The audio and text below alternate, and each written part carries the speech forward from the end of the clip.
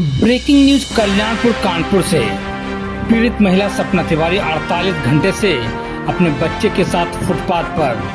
ससुराल वालों ने पुलिस की मदद से महिला को घर से बाहर निकाला।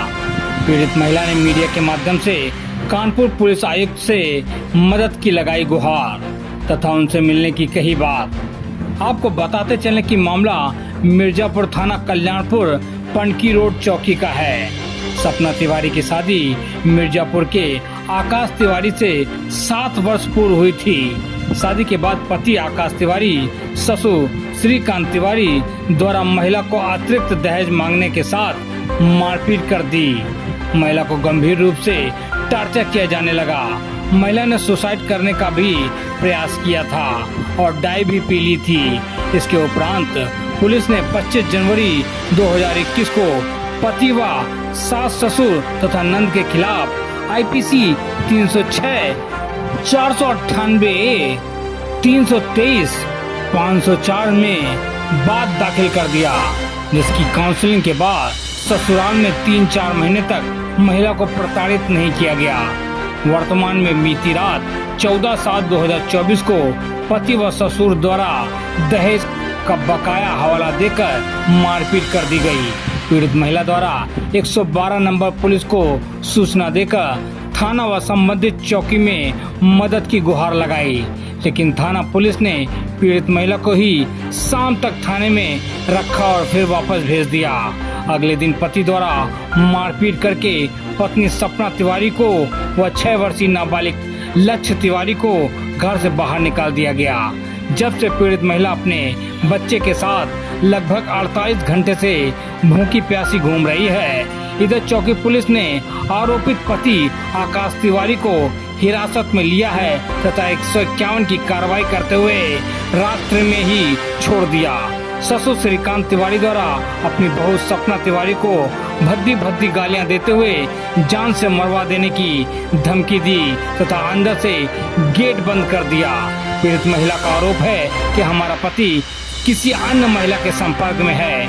मेरे विरोध करने पर जिसके मेरे साथ शुरुआत से ऐसी घटनाएं घट रही हैं, मैं बहुत परेशान हूं। अब देखना यह होगा कि कानपुर कमिश्नरेट पुलिस पीड़ित महिला के साथ कौन सा न्याय करती है।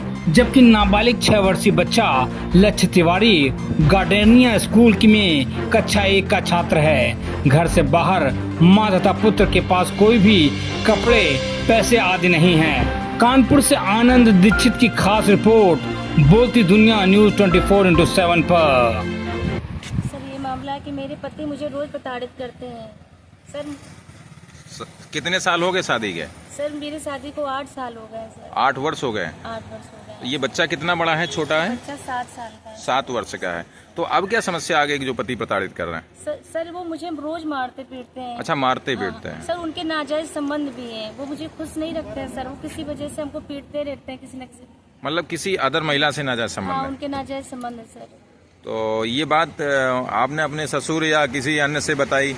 सर, हमने बहुत बार बताई है, कोई रिएक्शन नहीं। सब अपने बेटे को कोई कुछ नहीं कहता है, सब हम ही को कहने लगते हैं। कोई बात नहीं मानता, अपने बेटे को कुछ नहीं कोई कहता है सर। अच्छा, जैसा कि इसके पहले कभी कोई प्रार्थना पत्र दिया? सर, और मोबाइल पे ये कॉल गर्ल से भी बात किया करते हैं सर। अच्छा, मोबाइल से कॉल गर्ल से भी बात करते हैं। क्या करते हैं पति आपके?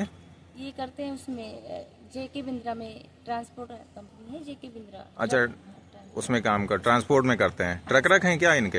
हाँ, इनके 2 ट्रक भी हैं इनके पापा के पास। अच्छा, ये अपने ट्रक भी चलवाते हैं, उसी में काम करते हैं। तो अब ऐसी क्या समस्या आ गई जो ये कल रात, मतलब आप कल रात में भी आपके यहाँ से कोई फ़ोन गया था कि ऐसा ऐसा मामला है, तो क्या बात हो गई थी रात से? जब से अब तक क्या हुआ वो पूरी बात बताइए। सर, ऐसा हुआ कि मेरे पति ने मुझे बहुत मारा पीटा। ये समझ लो कि मेरे पैरों से हाथ पैर बहुत मेरी मार पीट की। उसके बाद क्या हुआ कि मेरे भाई जो मेरे परिजनों ने क्या किया कि यहाँ पे कल पनकी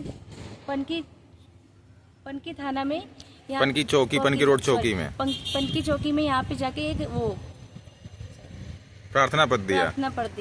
अच्छा, यहाँ चौकी में जाके फिर क्या हुआ? उसके बाद जो वहाँ के सर है उन्होंने मेरे पति को सुबह बुलवाया, सुबह दूसरे दिन सुबह हाँ। बुलवाया मेरे पति को। जी। तो मैं सर अपने पति के साथ जब पूछी तो वहाँ पे कोई निष्कर्ष नहीं लिया। सर ने सारी बात सुनी, पुलिस वालों ने सारी बात सुनी, लेकिन सुनने के बाद कोई निष्कर्ष नहीं निकला। उन्होंने बल्कि उनकी बातों से उन्होंने इस तरीके से बात की पुलिस वालों ने कि मैं जो भी अपना निर्णय ये ले लूं कि उनसे पति से समझौता कर लूं। समझौता किस बात का? समझौता इस बात का कि जब मेरी शादी होकर आई थी तो ये प्रताड़ित करते थे। उसके बाद ये दहेज प्रथा का केस लगा था सर। आपने लगाया था? मैंने लगाया था। इन्होंने मुझे इतना प्रताड़ित किया था कि मैंने डिप्रेशन में आके डाई पी ली थी सर।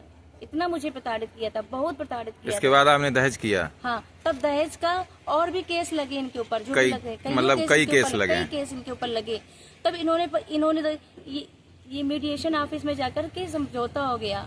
उसके बाद अच्छा, पारिवारिक न्यायालय में? हाँ, फिर उसके बाद सर ये 2-3 महीने कायदे से रहे। जब मैं घर आ गई यहाँ पे ससुराल में 2-3 महीने सर ये सही से रहे। उसके बाद से ये फिर वही पुराना, मतलब इन्होंने अपना पुराना कर दिया, फिर वही चालू कर दिया।